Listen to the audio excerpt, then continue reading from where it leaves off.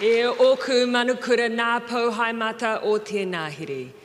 Te piku o tu mahuru, tira te tipu o te rākau. E tipu, e rea, ka putu, ka ora, tēnā koutou katoa. President Bakau, Provost Garber, governing boards and deans, and most importantly, graduates.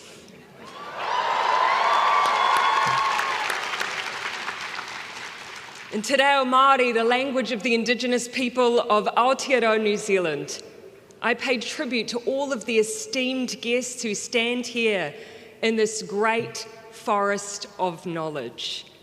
I am truly privileged to be here, and I thank you for the honour.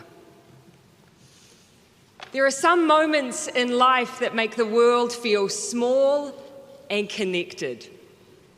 This is not one of them. I'm used to walking into a room in New Zealand and knowing at least someone. It is one of the beautiful things about a small country like my own. And while this moment feels incredibly daunting to me right now, I do take comfort knowing there are around 30 New Zealanders studying here.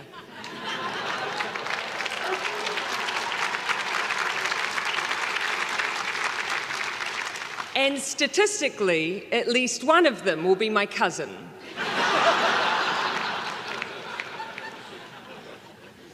But then there are some moments that serve to remind you that despite distance, despite vastly different histories and experiences, there are many things that connect us.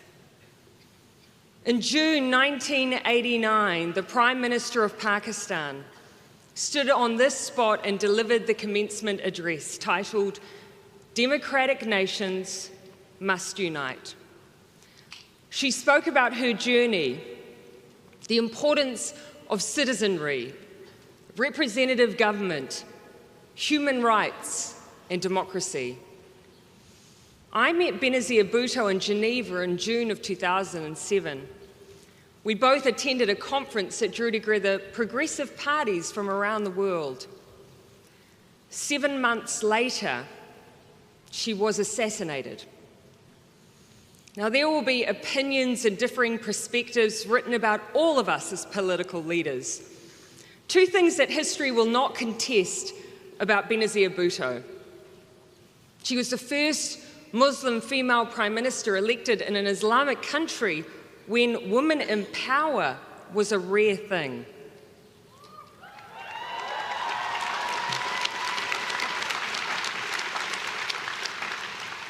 She was also the first to give birth in office.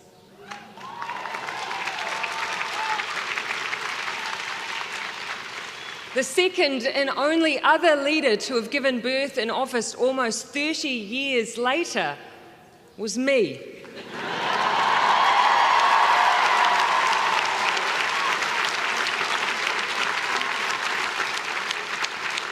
My daughter, Niamh Tiaraha Ardern Gayford, was born on the 21st of June 2018, Benazir Bhutto's birthday. The path she carved as a woman feels as relevant today as it was decades ago. And so too is the message she shared here in this place. She said, partway through her speech in 1989, the following: "We must realise that democracy can be fragile."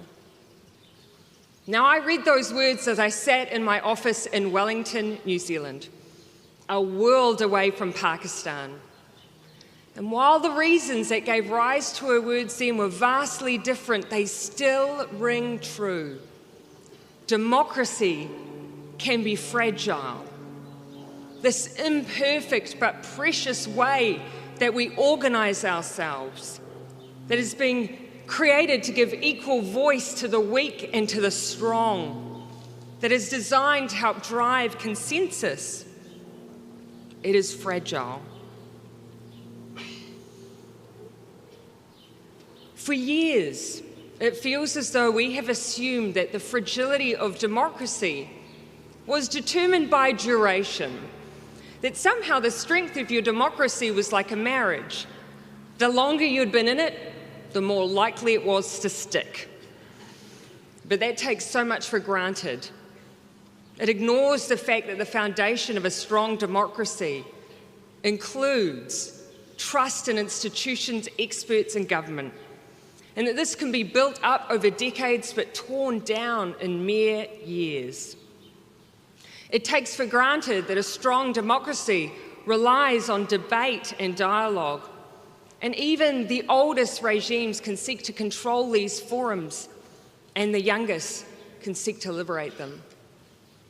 It ignores what happens when, regardless of how long your democracy has been tried and tested, when facts are turned into fiction and fiction turned into fact, you stop debating ideas and you start debating conspiracy. It ignores the reality of what we are now confronted by every single day. Forgive me while I take a water break.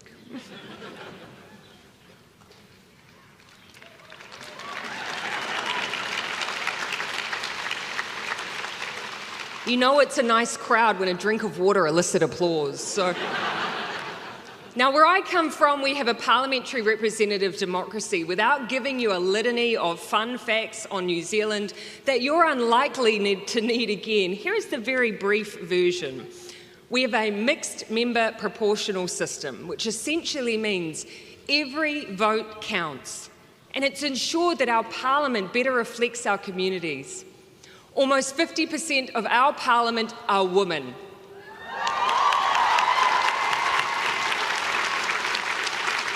Almost 20% are Māori, the Indigenous people of New Zealand.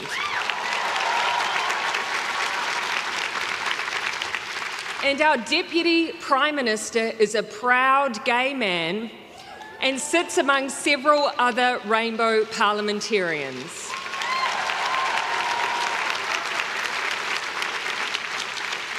In the past 10 years, we have passed laws that include everything from the introduction of gay marriage and the banning of conversion therapy, right through to embedding a 1.5-degree climate change target into law, banning military-style semi-automatics and assault rifles,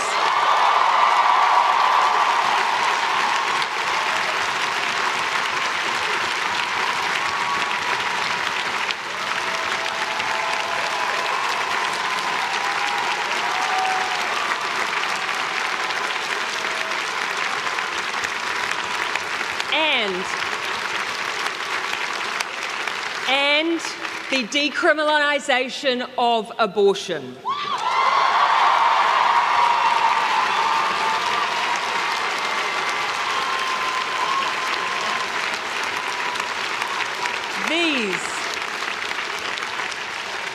These are significant issues, and they have not been without debate and difference. But they are all examples of times where we have navigated times of deep change without, for the most part, leaving deep rifts.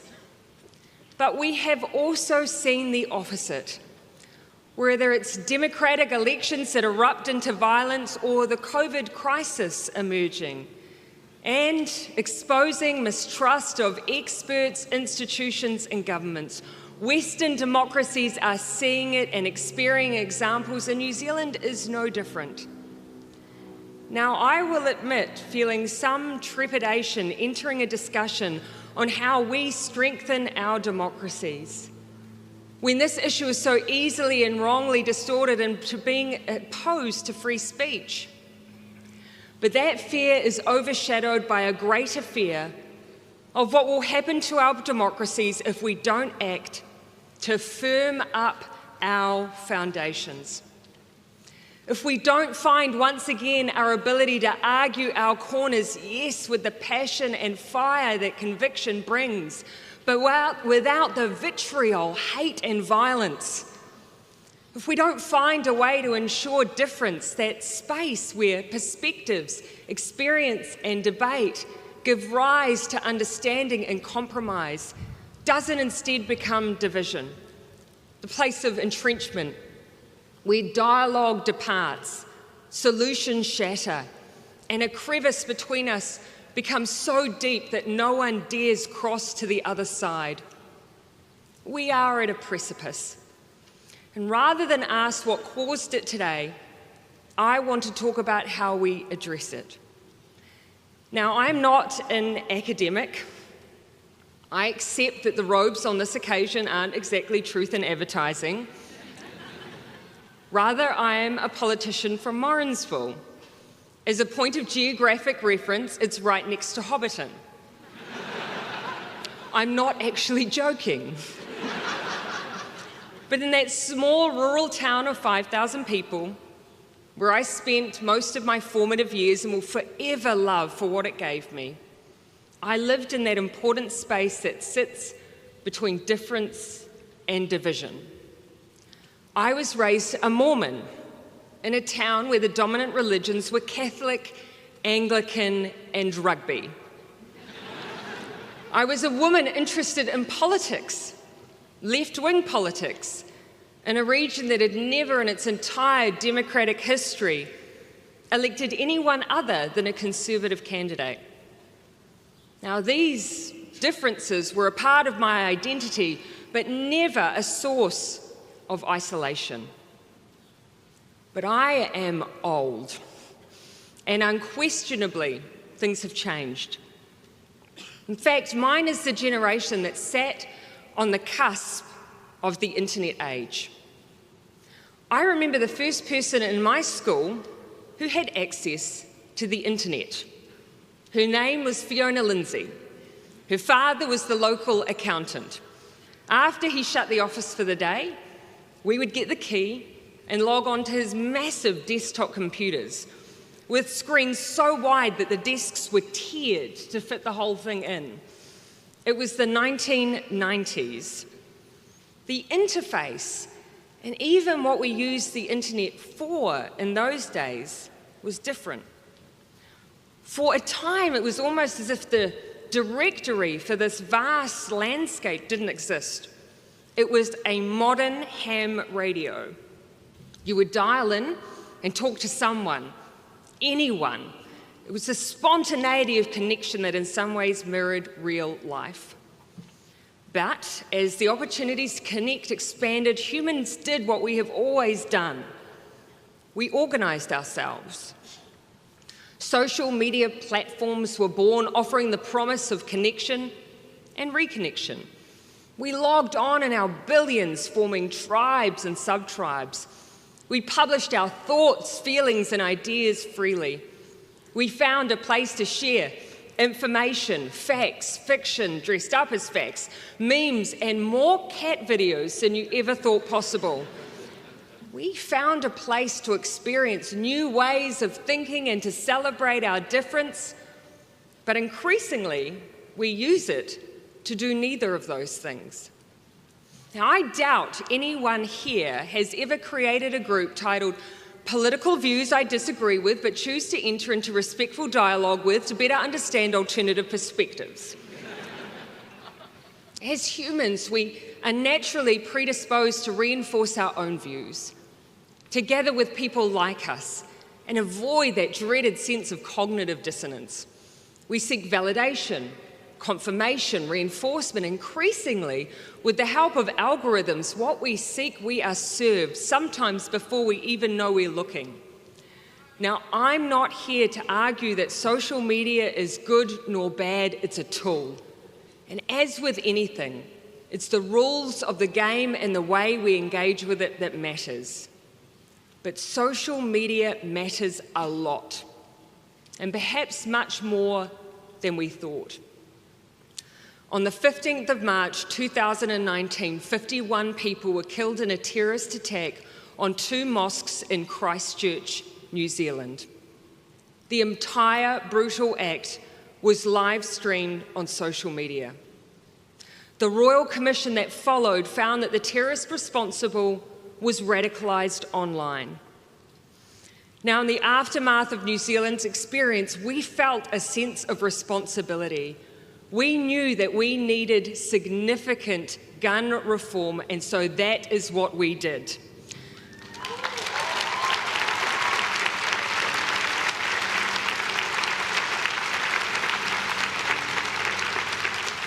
But we also knew that if we wanted genuine solutions to the issue of violent extremism online, it would take government, civil society, and the tech companies to come together and change the landscape. And the result was the Christchurch call to action.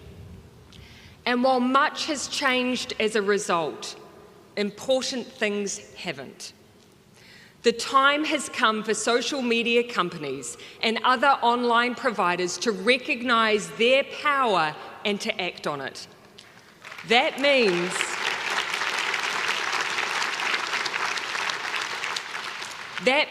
upholding their own basic terms of service. That means recognising the role they play in constantly curating and shaping the online environments that we're in.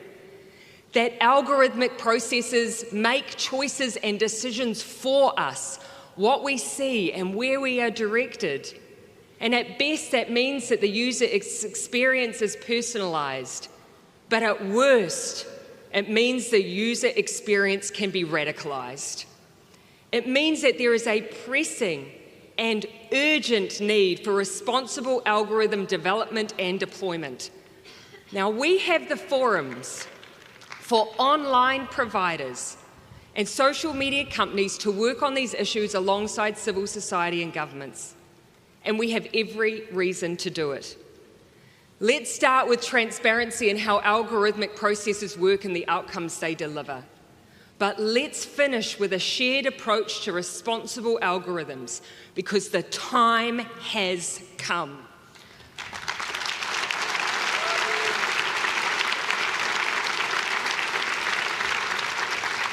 But the tech companies, they are only part of the answer. What we do as individuals in these spaces matters too.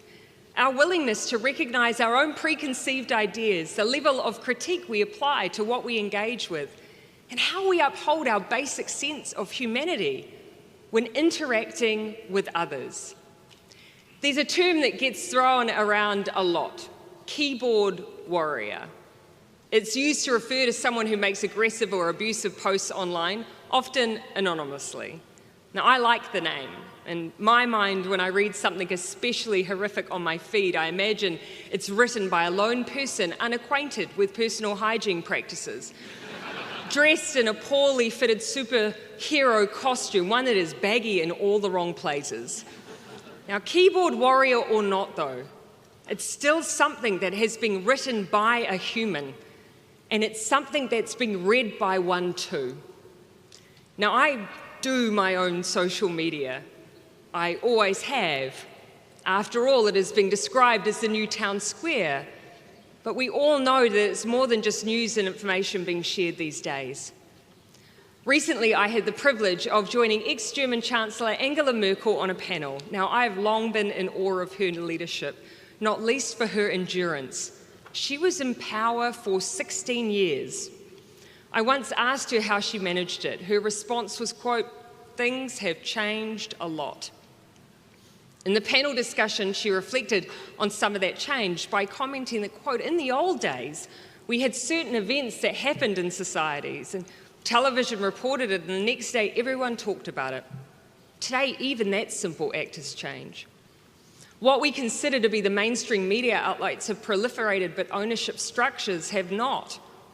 Mainstream media have layers of accountabilities and journalistic expectation that others who also present information to us don't. There is competition in advertising revenue with subscription services and paywalls, all to aid in the survival of the fittest, with fittest now defined by how easy it is to monetize your content. And in amongst all of that lies the fact we're not talking about how we access information to inform debate, but whether you can call it information at all. Now, there are those far more learned than I who will argue where the source of the scourge of disinformation lies. Within your own campus, you have those who will argue that the current problems of disinformation are not the result of algorithms or trolls, but of, quote, asymmetric media structures, decades in the making. I'm not here to argue either way, because at its heart, what we're in the middle of is not really a new problem. Thomas Rid argues that the modern era of disinformation began in the early 1920s, during the Great Depression. In an era of journalism transformed by radio, newly cutthroat and, quote, fast-paced. He goes on to argue that it's since come in waves, including in the mid-2010, with disinformation reborn and reshaped by new technologies and internet culture. Others point to the acceleration of the information and disinformation flow that comes with each new technology that enables mass duplication and distribution, from photocopiers to cassette tapes. The only thing that has changed is speed. But as Rid concludes, either way, the stakes are, quote, enormous. For disinformation corrodes the foundation of our liberal democracy, our ability to assess facts on their merits and to adjust course accordingly. Now, I accept the picture I'm painting may seem overwhelming and insurmountable and a little bit grim. But I'm an optimist at heart. And while we cannot change everything about the environment we are in, we can change ourselves to build greater strength and resilience in spite of the headwinds around us. And I see examples of that every day. Leah Bell and Marama Anderson were two young students from a public school in New Zealand called Otorohanga College. Now, they couldn't understand why every young New Zealander didn't learn at school about New Zealand history, including the New Zealand Wars, conflict between British and colonial troops and Māori in the 19th century. Now, these two students pushed for change, presenting a petition to Parliament, and they succeeded. Next year, for the first time, our young people are universally learning about their past, their culture, and their history.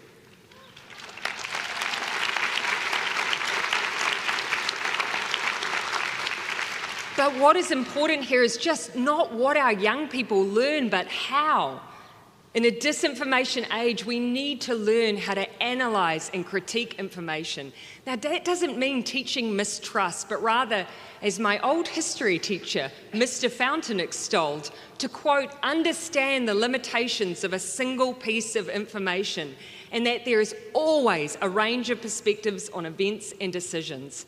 Our history shows us the importance of this, but so too does our present. You are and will always be surrounded by bias. You will continue to be exposed to disinformation. And over time, the noise you are surrounded by will probably only get worse. And perhaps that is why, when your own constitution was adopted, Benjamin Franklin was asked what had been created, and he replied, quote, a republic if you can keep it. If you can keep it. Yes, diversity of voice in mainstream media matters. The responsibility of social media matters. Teaching our kids to deal with disinformation and the role we play as leaders, it all matters, but so do you. How you choose to engage with information, deal with conflict, how you confront debate, how you choose to address being baited or hated, it all matters.